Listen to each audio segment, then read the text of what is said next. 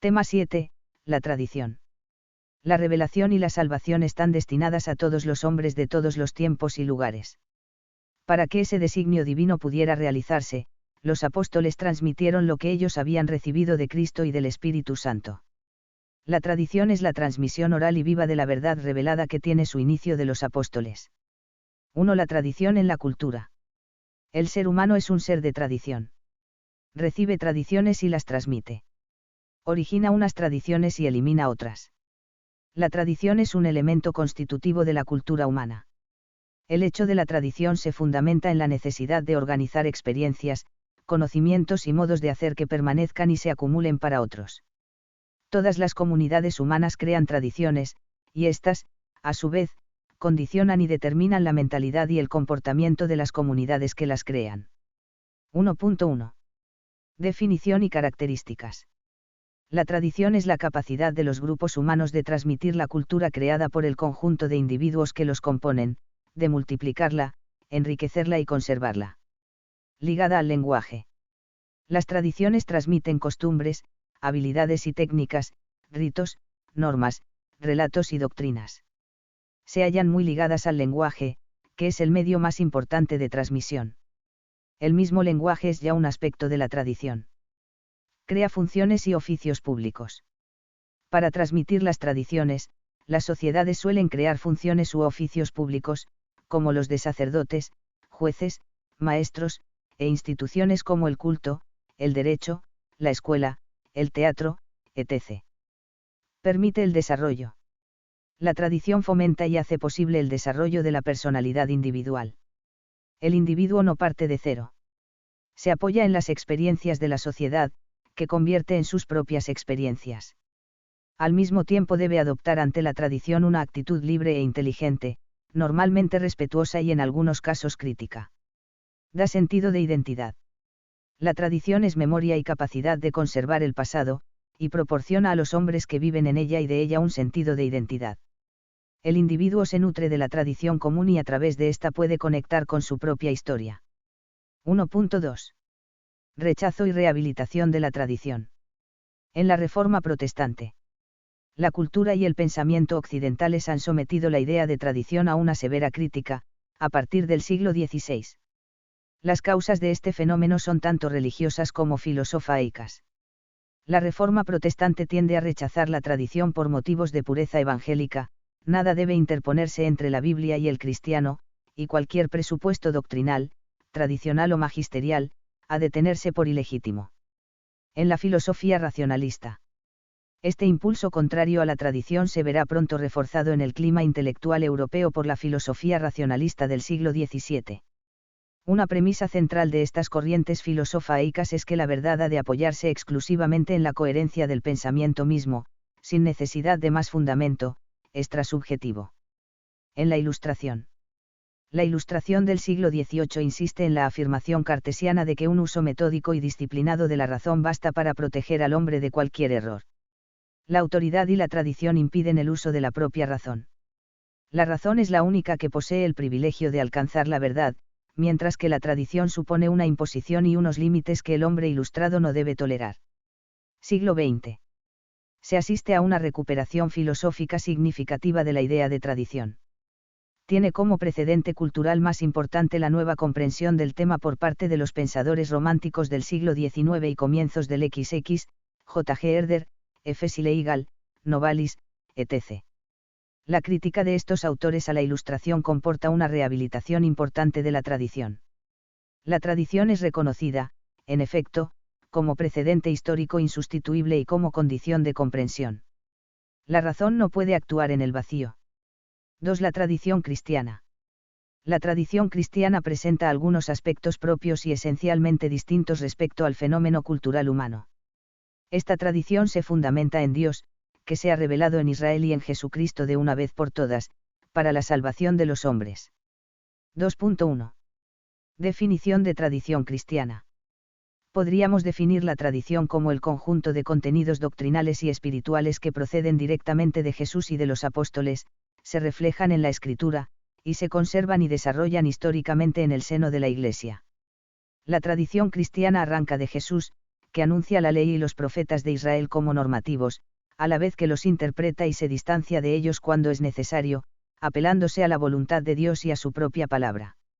El testimonio de los apóstoles sobre Jesús, quién es, lo que hizo y sobre todo el testimonio de su resurrección, y su doctrina, se convierte en nuevo fundamento de la tradición cristiana. 2.2. El papel teológico de la tradición cristiana.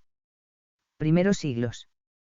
Cuando la Iglesia hubo de mantener en los siglos II y III su gran confrontación con las nuevas ideas de los gnósticos, los padres ortodoxos desarrollaron el principio de la tradición como regla de verdad cristiana. Según este principio, debía considerarse verdadero todo y solo lo que se transmite en la Iglesia desde los apóstoles. Ireneo de Lyon escribía en Adversus Aereses, 3, todo el que quiera ver la verdad puede encontrar en cada iglesia la tradición que los apóstoles predicaron en el mundo entero. Tertuliano dice en De Praescriptione, 21, toda doctrina que guarda conformidad con aquellas iglesias apostólicas debe ser considerada como verdad, pues posee indudablemente lo que las iglesias recibieron de los apóstoles, estos de Cristo, y Cristo de Dios. Hasta el fin de la Edad Media. Dominó la tendencia a tratar la escritura como texto básico de la revelación, y apoyarse en la tradición, patrística, para interpretar autoritativamente los libros sagrados. Pero algunos teólogos comenzaron a apuntar una idea de tradición como fuente independiente de verdad revelada, aparte de la Sagrada Escritura. Siglo XVI. Lutero invocó el principio de la sola escritura sola, contra la tradición de la Iglesia. El Concilio de Trento mantuvo la referencia a la Iglesia de los tiempos apostólicos y enseñó que era preciso rendir idéntico respeto a la Escritura y a la tradición, como fuente única de toda verdad evangélica. La teología del siglo XIX. J. Moller, 1796 a 1838, y J. H. Newman, 1801 a 1890, renuevan el concepto de tradición, y proponen la idea de una tradición viva que se desarrolla en la Iglesia. Esta idea permite superar las dificultades y aporías que se presentaban a la hora de conciliar la historicidad y el carácter inmutable del dogma, y afirmar simultáneamente ambas cosas. Se daba así un paso muy importante hacia la comprensión histórica del hecho cristiano. La teología del siglo XX. Diversos teólogos han contribuido a desarrollar la comprensión de la tradición cristiana y las relaciones entre Sagrada Escritura y tradición, entendidos no como elementos separados, sino como testigos diversos y articulados entre sí de un único cuerpo de verdad divina revelada. 3. Tradición y regla de fe. 3.1. Conservación y transmisión de la predicación apostólica. Enseña la Constitución Dei Verbum del Concilio Vaticano II que, la predicación apostólica, recogida de un modo especial en los libros sagrados, se ha de conservar por transmisión continua hasta el fin del tiempo. Lo que los apóstoles transmitieron comprende todo lo necesario para una vida santa y una fe creciente del pueblo de Dios. Así la Iglesia, con su enseñanza, vida y culto, conserva y transmite a todas las edades lo que es y lo que cree. La acción del Espíritu Santo en la Iglesia es la garantía de esa transmisión fiel y del crecimiento en la comprensión de lo transmitido a lo largo de los siglos. 3.2. Aspecto normativo e interpretativo de la tradición. La tradición tiene un aspecto constitutivo o normativo, porque contiene la revelación, que termina con los apóstoles. Junto con la Sagrada Escritura, sirve de norma e inspira toda la vida eclesial. La forma constitutiva de la tradición es el testimonio de fe de los apóstoles y de sus comunidades, en la doctrina, la vida y el culto, Dei Verbum, N8. La tradición posee un segundo aspecto, que es el interpretativo o explicativo, porque desarrolla e ilumina las riquezas contenidas en el depósito revelado, sin añadir nada que sea esencial en ese depósito o que pueda llamarse realmente nuevo. Esta función explicativa respeta siempre el carácter acabado de la revelación. 3.3. La tradición es una transmisión viva. Al ser interpretada y desarrollada, la tradición se conserva y se renueva al mismo tiempo, dado que nunca es una transmisión mecánica sino viva. Tradición y progreso no deben contraponerse porque todo progreso auténtico es desarrollo y vida, que solo son posibles por las raíces que la Iglesia y su tradición hunden en el pasado. La tradición une las generaciones cristianas unas con otras y representa la vida misma de la comunidad. La tradición de la Iglesia es siempre pública. No debemos pensar en ella como una transmisión secreta de doctrinas susurradas al oído, de una generación a otra. La Iglesia de los primeros siglos protegió los misterios cristianos de posibles malentendidos y profanaciones, mediante una predicación y una catequesis oportuna y gradual, nunca oculta. 3.4. La tradición y las tradiciones. No todas las tradiciones que existen en la Iglesia son igualmente vinculantes, es decir, no todas son tradiciones propiamente normativas. Solo cuentan como tradición vinculante las que se refieren a la fe y moral, y se remontan a los apóstoles. Existen tradiciones teológicas, disciplinares, litúrgicas y espirituales, que han nacido gradualmente en las iglesias locales, y constituyen formas o modos particulares, en las que la gran tradición recibe expresiones adaptadas a los diversos lugares y a las diversas épocas. Solo a la luz de la gran tradición pueden ser mantenidas, modificadas o también abandonadas bajo la guía de la Iglesia, CIC, N83. Los escritores cristianos mencionan, por ejemplo, como tradiciones determinados ritos del bautismo, triple inmersión, imposición de manos después de la ceremonia, etc., algunos ritos de la Sagrada Eucaristía, algunas reglas para la elección y consagración de los obispos, la señal de la cruz, rezar de rodillas, el ayuno pascual, el culto de las imágenes, la cuaresma, la veneración de la cruz, la consagración de altares, diversas fiestas litúrgicas y ritos de su celebración, etc. 4. Tradición y escritura. La relación entre tradición y Sagrada Escritura se ha entendido a veces en tiempos pasados, anteriores al Concilio de Trento, como la relación de dos fuentes doctrinales, en las que estaría contenida la revelación. La Sagrada Escritura contendría, según esta idea, parte de la revelación, y el resto se encontraría en la tradición. El Concilio de Trento enseña que la doctrina de la revelación, se contiene en los libros escritos y en las tradiciones no escritas que, transmitidas como de mano en mano, han llegado hasta nosotros desde los apóstoles, quienes las recibieron o bien de labios del mismo Cristo, o bien por inspiración del Espíritu Santo, de 783. No se trata, por tanto, de dos fuentes independientes. El texto conciliar no dice que la revelación esté contenida parte en la Escritura y parte en la tradición, sino que atenúa este modo de hablar y lo que implica, al usar la expresión latina et, es decir, tanto en los libros escritos como en las tradiciones no escritas. El Concilio Vaticano II enseña que la tradición y la escritura brotan de la misma fuente divina y constituyen una unidad orgánica, CIEFAR. Constitución Dei Verbum, N9. Subraya asimismo el rango e importancia de la escritura en el proceso de la tradición, cuando dice que la escritura, es palabra de Dios en cuanto que, por inspiración del Espíritu Divino, se consignó por escrito. El concilio procura recuperar una comprensión amplia y unitaria de la tradición y de su función en la vida de la Iglesia. Así como la revelación no se presenta como la simple comunicación de una suma de verdades particulares, sino como la autocomunicación salvadora del Dios Trino, que habla a los hombres como amigos, CIEFAR. Dei Verbum, N2, la tradición no se entiende como un elenco de doctrinas sino como presencia viva de la palabra de Dios, que, sigue conversando siempre con la esposa de su Hijo amado, y N8. 5. Los testigos de la tradición. La tradición es una realidad viva cuyo sujeto principal y abarcante es la Iglesia misma, y cuyo principal impulsor es el Espíritu Santo. Se refleja, sin embargo, en un conjunto de testimonios o monumentos documentales, que comienzan en los tiempos primeros del cristianismo, se suceden y renuevan a través de la historia, y llegan hasta nuestros días. 5.1. Los padres de la Iglesia.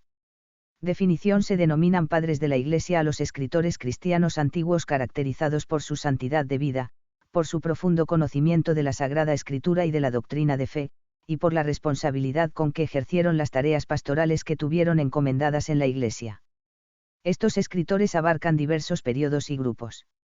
Los más importantes son los padres apologistas, siglos II y III, y los autores de los siglos IV y V, que tanto en Oriente como en Occidente constituyen la edad de oro de la patrística, llena de obras cristianas decisivas. Sobresalen entre estos últimos los nombres de San Atanasio de Alejandría, más 373, San Gregorio Niceno, más 395, San Basilio, más 379, San Cirilo, más 444, San Juan Crisóstomo, más 407, San Jerónimo, más 419, San Ambrosio, más 397, San Agustín, más 430, y San León, más 461. Suelen considerarse últimos padres de Occidente a San Gregorio Magno, más 604, y a San Isidoro de Sevilla, más 636. San Juan de Damasco, más 743, es tenido como el último padre oriental. Características: son autores de excelentes comentarios a la Sagrada Escritura y de obras polémicas contra los errores de su tiempo. Viva conciencia católica y un hondo sentido del misterio divino. Es un pensamiento cristocéntrico y eclesial, excelente ejemplo de teología unitaria y armónica. Atentos y abiertos a las riquezas de las culturas que entran en contacto con la fe cristiana. Alto prestigio doctrinal y espiritual. Importancia: la Iglesia ha enseñado que el consenso patrístico unánime constituye regla cierta para interpretar la Sagrada Escritura, CFR. Concilio de Trento, de 786, y Concilio Vaticano I, de 1788. El Concilio Vaticano II afirma que, las enseñanzas de los Santos Padres testifican la presencia viva de la tradición, cuyos tesoros se comunican a la práctica y a la vida de la Iglesia creyente y orante, de Iberbum, N8. Los padres demuestran que la teología de la Iglesia puede ser fiel a la revelación y, al mismo tiempo, viva, plural y creativa, atenta y abierta a la cultura del momento. El estudio de los padres de la Iglesia desempeña un papel importante en la formación teológica de los cristianos cultos y especialmente de los sacerdotes. 5.2. La Sagrada Liturgia. El culto litúrgico es la oración solemne y pública de la Iglesia, recibe su sentido del culto perfecto que Jesucristo tributa al Padre Eterno, y tiene su centro en la Sagrada Eucaristía. Toda celebración litúrgica, por ser obra de Cristo sacerdote y de su cuerpo, que es la Iglesia, es acción sagrada por excelencia, cuya eficacia, con el mismo título y en el mismo grado, no la iguala ninguna otra acción eclesial. En la liturgia terrena pregustamos y tomamos parte en aquella liturgia celestial que se celebra en la santa ciudad de Jerusalén, hacia la que nos dirigimos como peregrinos, Constitución sobre la liturgia, N7 a 8.